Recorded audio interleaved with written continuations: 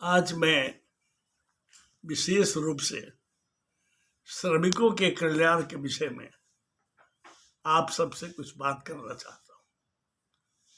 देखिए, अगर कोई चीज़ का उत्पादन करते हैं तो ज़मीन की ज़रूरत है, कैपिटल की ज़रूरत है, आदमी की ज़रूरत है, रॉ मटेरियल की ज़रूरत है। बना लीजिएगा तो कहाँ बिक्री करें उसकी ज़रूरत है। कैपिटल अपने भी लगाता है, सरकार बैंक के थ्रू या बहुत से संस्थाएं हैं जिनके थ्रू कैपिटल मिलती है। जिसके पास अपनी जमीन नहीं है उसके लिए सरकार जमीन भी देती है, कहीं से जमीन लीज सब लीज पर भी लिया जाता है। लेकिन सबसे बड़ी समस्या है कि हमको जिस काम के लिए ज़रूरत है उस ज़रूरत के अनुसार हमको आदमी मिले, योग्य आदमी मिले। किसी भी कारखाने में जाइएगा तो जो मजदूर काम करता है, जो श्रमिक काम करता है, वो एक तो रहेगा श्रमिक की अकुशल है, वो कुछ नहीं जानता है, मैट्रिक पास है या ये पास है, कहीं पास है, कुछ नहीं पास है। उसको रोजगार की समस्या है, आपको भी समस्या लेना चाहिए। दूसरा बढ़ता अर्धकुशल, कुछ न कुछ जाता है। जैसे अगर कोई बढ़ई है, कोई लोहार है, तो खानदानी उसका पेशा कुछ जानता है, या सरकार की बहुत सी योजना है जिसमें उनको ट्रेनिंग दी जाती है। उसके बाद रहता है कि पूर्ण कुशल आदमी।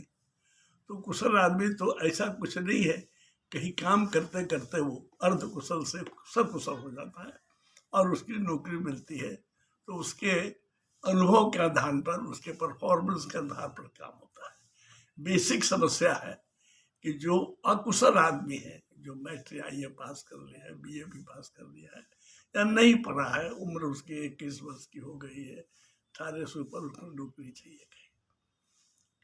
आजकल मेरा अपना मानना है कि सरकार पढ़ने के लिए पैसा भी कुछ तबके को फ्री देती है, दिन को खाना भी देती है। तो अब इस पर हम तो कुछ कमेंट्स नहीं करेंगे, लेकिन बहुत खाने के लिए पढ़ने जाता है। हम लोग तो खाने के लिए नहीं पढ़े हुए हैं। इच्छा रहनी चाहिए उसके माँ बाप को, उसको पढ़ा लिखा के योग्य बनावे काम करने के लिए। तो जो किसी कारखाने में जो आदमी जाता है शुरू में, उसको ट्रेनिंग के लिए उसको प्रशिक्षित होना चाहिए। हम जाएंगे कैसे अपना बायोडाटा बना के ले आएंगे, कैसे उससे बात करेंगे, किस सब्जेक्ट को हम जानते हैं, इस विषय में हम क्या हमारा इंक्लिनेशन है, किधर हमारा झुकाव है, इसके बारे में जानना चाहिए। किस तरह का काम बोलेंगे उस तरह के बारे में कुछ ज्ञान होना चाहिए। इस तरह का कोई इंस्टीट्यूट यहाँ नहीं है, इस तरह का कोई ट्रेनिंग नहीं है। इस तरह का अगर ट्रेनिंग किया जाए कि तुम कहीं जा रहे हो, उसको 10 दिन का ट्रेनिंग हो, 15 दिन का ट्रेनिंग हो, क्या पोशाक पहनना चाहिए, किस बात के लिए क्या बहुत जरूरी है। हम लोग गांव में बोलते हैं भीख है, भीख मिलता है। तो भीख वाला आदमी का कभी हाथ में देखते हिलाता रहता है कि हमको बहुत ज़्यादा तकलीफ है, या हमको बहुत ज़्यादा बोलता है हम पूरी है, खाना नहीं है, सब दिखावटी है, बहुत इसमें दिखावटी है। तो उसको कुछ न कुछ जानकारी उसको रहनी चाहिए, उसकी ट्रेनिंग। आप दूसरी बात लीजिए, मेरा अपना अनुभव, जो अपनी नौकरी भी करते हैं, बिजनेस से भी कनेक्टेड थे।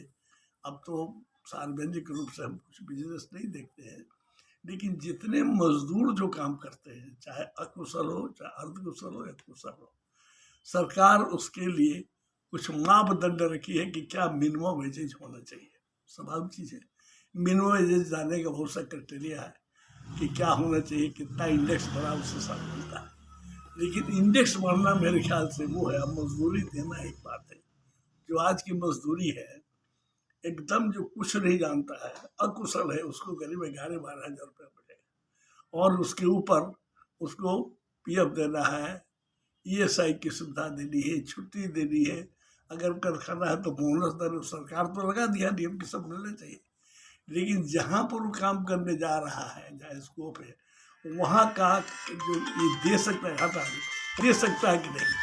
कोई आदमी ने तुरंत कारखाना किया, कोई स्टार्टअप किया, कोई छोटा कारखाना किया, कहाँ से देगा पैसा। आज तो टाटा मोटर्स के ऊपर भी, जो टाटा स्टील के ऊपर जो कारखाने थे, तो उसको अगर जितना उसको ऑर्डर मिलेगा तब देगा, और वो भी किसी बड़ा को देता है, वो बड़ा इसको देता है। उस परिस्थिति में ये देखना चाहिए कि जो कंपनी वो दे सकता है कि नहीं दे सकता है। और कंपनी नहीं दे सकता है तो समझिए कि तो एक तो गैर कानूनी है, और नहीं उसको जब आप देने वाला बताते हैं तो गड़बड़ होता है, किसी तरह से खाता हो गया दे देने के लिए। इस सुविधा को सरकार को बहुत कमेटी बना के सोचना चाहिए कि कैसे उसको सुविधा दे। अभी सरकार का नियम है कि शायद 1-2 साल तक उसको पीएफ नहीं देना पड़ता है, कंपनी देती है, उसको देना है, उससे नहीं जाएगा तो कंपनी देगी। हर आदमी को है कि आजकल साल भर नौकरी करने के बाद इंटाइटल्ड है, उसको दीजिए ग्रेजुएट दीजिए। अब ग्रेजुएट जो काम करता है, काम क्या 4 महीने के बाद छोड़ के 4 या 4 वर्ष में कौन ग्रेजुएट मांगता है। तो इस सब को ऐसा करना चाहिए जिससे कि लागू हो, सरकार को दे।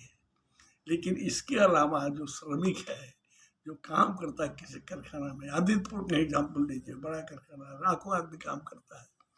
कुछ आदमी आता है घर से चला जाता है साइकिल से, लेकिन मैक्सिमम आदमी यहाँ रहता है, उसके लिए कहीं कुछ सरकार ने कॉलोनी नहीं बनाई है। प्रोविजन है सरकार का कि श्रमिकों के लिए कॉलोनी बनाइए, कम पैसा लीजिए, पानी बिजली दीजिए, कहीं से कुछ नहीं है। उसको खेल कूद का कुछ नहीं है। सरकार का नियम है श्रमिक कल्याण केंद्र होना चाहिए। जो औरतें हैं, जो काम करती है महिला, उनका बच्चा है तो उसको क्रीचर होने के बच्चा को दिखा लीजिए, सारी कुछ सुविधा। इतना बड़ा इंडस्ट्रियल एरिया बनी, छोटे जगह तो मान लीजिए, घर का सुविधा नहीं, इसकी सुविधा। उसको अगर काम करता है, उसको 7,000 रुपया अगर मिल रहा है, 8,000 रुपया मिल रहा है, तो राशन कार्ड उसको नहीं है, मतलब घर पर राशन कार्ड उसको कुछ जब इतना मनरेगा का इतना सरकार बोलती है कि सबको फ्री होना चाहिए, तो कम से कम उसको राशन ही फ्री कराइए, जैसे 200 रुपये में 1 किलो मिलता है। उस तरह का काम करने से तब जो उसको पैसा मिलता है। अदरवाइज स्कूल का शिक्षा बड़ा हो गया है, खाने पीने पर पैसा लगता है, तो नहीं, जब नहीं कमजोरी होती है और बच्चे को पढ़ाना चाहता है तो वो जिस कंडीशन में रहता है तो बीमारी हो जाएगी उसको। 2,000 रुपये में खुली मिलता है, कमन बाथरूम में कमन जाना है। इस पर सरकार को ध्यान देना चाहिए। जो हमारे श्रमिक के नेता उनको ध्यान देना चाहिए। जो हम लोग की संस्थाएं हैं, जो उद्यमियों की व्यवसायों की संस्था, उस पर ध्यान देना चाहिए कि किसी तरह से उसको खुश रहेंगे, हमारा आदमी खुश रहेगा तो हम भी खुश रहेंगे। अगर हमारा उत्पादन हो रहा है, हमको प्रॉफिट हो तो कैसे देंगे, तो सरकार को सोचना चाहिए, कोई स्कीम लगाइए कि काम हो कैसे हो। या हमारे पास प्रॉफिट हो रहा है तो हम उसको नहीं दे रहे तो काम होना चाहिए। इसके लिए हम सरकार से अनुरोध करेंगे, बात भी करेंगे, इसके लिए कोई कमेटी बनाइए, उसको देखिए कि उसको उसके बच्चे को पढ़ने के लिए, गांव में रहता है, लाल कार्ड है, उसको फ्री है पढ़ने के लिए। गांव का आदमी, बिहार यूपी का आदमी यहाँ काम कर रहा है तो अपने बच्चे को यहीं रखा हुआ, उसको सुविधा नहीं है। वो गांव में जाके कहाँ पढ़ेगा, उसको सुविधा नहीं। इसका कंप्लीट सर्वे करके उसकी परिस्थिति क्या है, अगर इस चीज़ को काम किया जाए तो रियल हम है कि हम लोग उत्पादन नहीं देखते, इससे उत्पादकता बढ़ जाएगी, प्रोडक्टिविटी बढ़ जाएगी और उससे ज़्यादा पैसा भी मिलेगा। जो काम 4 आदमी करता है वो काम 3 आदमी हो सकता कर दे, उसको प्रशिक्षित वैसा कर देंगे, ऐसे सुविधा देंगे। अदरवाइज उसको सुविधा नहीं है, बच्चों का तबीयत खराब है, माँ की तबीयत खराब है, मजबूरी में छुट्टी लेना पड़ता तो गड़बड़ है। उसके लिए कुछ न कुछ सरकार को, जितनी संस्थाएं हैं, जितना चैम्बर है, एसोसिएशन है, सब बैठ के काम इस पर करना चाहिए। ये सरकार की एक चुनौती है कि जो कामगार है, असंगठित मजदूर है, उसको कुछ नहीं, असंगठित है बड़ा क्षेत्र में, टाटा स्टील में जो वर्कर है, काम करता है, उसको भी सारी सुविधा है, मिनिमम पे है, पीएफ है, ईएसआई है, मजबूरी है, सब देता है उसको। दूसरी जगह हो सकता है नहीं भी देता, वो नहीं देता इसलिए भी नहीं देता कि उसको प्रॉफिट होता नहीं। अब उसको आप बोले कि नहीं देना पड़ेगा तो कागज पत्थर में देगा या जिससे देगा, हम जाने।